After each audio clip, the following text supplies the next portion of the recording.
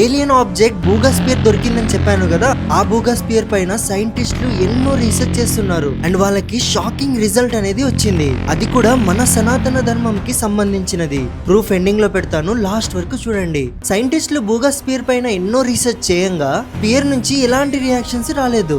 అప్పుడు వాళ్ళు ఇది మేబీ హ్యూమన్స్ తయారు చేసి ఇలా ఎగిరిచ్చారేమో అనుకున్నారు. కానీ ఒకవేళ హ్యూమన్స్ చేస్తే దీని లోపల ఉన్న టెక్నాలజీ ఇప్పటి వరకు మన వరల్డ్ లోనే రాలేదు. మరి ఇది ఎలా ఎగురుతుంది అనేసి చాలా డౌట్ పడ్డారు. కానీ ఫైనల్ గా ఎప్పుడైతే మన శ్రీకృష్ణుడు చెప్పే మాటలు మరియు శ్లోకాలు బూగాస్పియర్ ముందర పలికారో, ఇప్పుడు బూగాస్పియర్ నుంచి రియాక్షన్ వచ్చింది. లిటరలీ ఒక గూస్ బంప్ మూమెంట్ అన్నమాట.